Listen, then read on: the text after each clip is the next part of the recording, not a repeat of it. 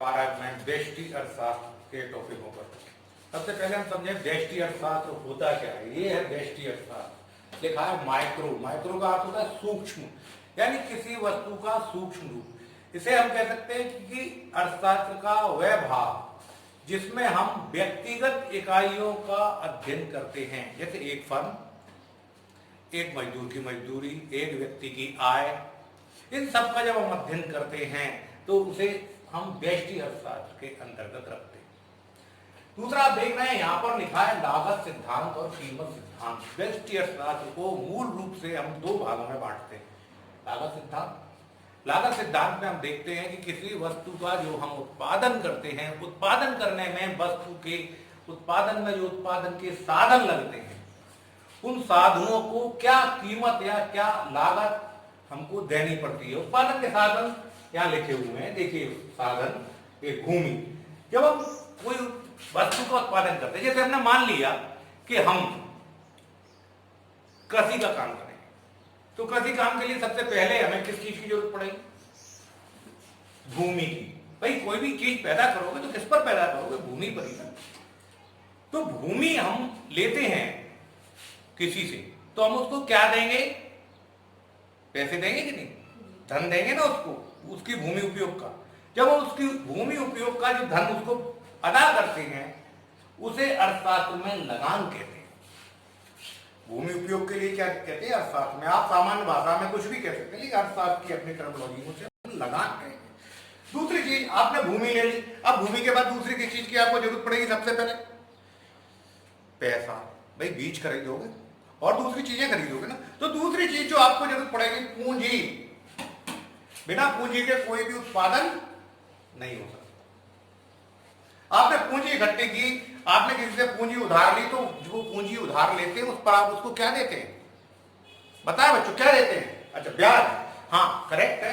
पूंजी जो हम लेंगे उस पर हम ब्याज देंगे। आपके पास दो चीजें इकट्ठी हो गई, भूमि हो गई, पूंजी हो गई। तीसरी चीज श्रम, लेबर। आपको जो आपने भूमि ली उस पर आपको गेहूं लाना है, उत्पादित करना है, या चना उत्पादित करना, कोई कृषि उत्पादन करना है, तो कृषि उत्पादन करने के लिए आप क्या करेंगे? श्रम लेंगे कि नहीं? श्रम को आप क्या देते हैं? मजदूरी। ये तीन चीजें आपने इकट्ठी कर ली। चौथा साधन संगठन। इन तीनों को इकट्ठा करना और उसको तीनों को इकट्ठा करके समय के अनुसार इन तीनों का उपयोग करना, ये काम कौन करेगा? साहब। और तीनों को इकट्ठा जो करेंगे वो क्या करेगा? संगठन। अब इसको भूमि को लगान दे दिया, श्रम को हमने मजदूरी दे दी, पूंजी को ब्याज दे दिया। इसके बाद क्या चीज बचती है आपके पास? हमारे पास जो चीज बचती है वो है ये जो हमने उत्पादन किया उससे होने वाला लाभ। तो संगठन और साथ को जो अंतिम तौर पर प्राप्त होगा वो क्या होगा? लाभ। यही आपके व्यक्ति अर्थशास्त्र में साधन यानी उत्पादन यानी साधनों के आवंटन की समस्या है, जो अर्थशास्त्र का आपके पहले पार्ट का पहला टॉपिक है। अर्थशास्त्र में साधनों का आवंटन। तो साधनों के आवंटन की समस्या में हमको भूमि, श्रम, पूंजी, संगठन, साहस, इनके सिद्धांत यानी इनके सिद्धांतों के द्वारा, जैसे भूमि को कैसे लगान देंगे, इसमें प्राचीनतम सिद्धांत रिकार्डो ने दिया। ठीक, ब्याज के बारे में पढ़ेंगे पूंजी सिद्धांत में, तो उसमें कीन्स का सिद्धांत आपको पढ़ना है, आधुनिक सिद्धांत पढ़ना है। श्रम के बारे में पढ़ेंगे तो आपको रिकार्डो का सिद्धांत पढ़ना है।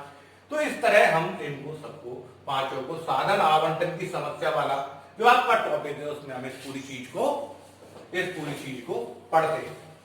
अब बात आई, ये हो गया लागत सिद्धांत, यानी लागत सिद्धांत में हम उत्पादन के साधनों को प्राप्त होने वाले जो बेनिफिट्स होते हैं, लाभ होते हैं, उसका अध्ययन हम करते हैं। दूसरी चीज आई कीमत सिद्धांत।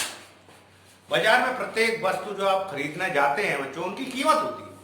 बिना कीमत के कोई वस्तु नहीं मिलती। एक सामान्य तौर पर बात है, भाई अर्थशास्त्र के बारे में कहा जाता है कि अर्थशास्त्र एक ऐसा विषय है जिसमें मांग और पूर्ति दो ही चीजें होती हैं, दो तोते को हटा दे तो अर्थशास्त्र बन जाता है। बात सही है। हम क्यों बात करते हैं मांग और पूर्ति की? अर्थशास्त्र के अनुसार किसी वस्तु की कीमत क्यों निर्धारित होती है? उसकी मांग और पूर्ति के आधार पर। मांग जैसी होगी कीमत उसके अनुसार चलेगी, पूर्ति जैसी होगी कीमत उसके अनुसार चलेगी।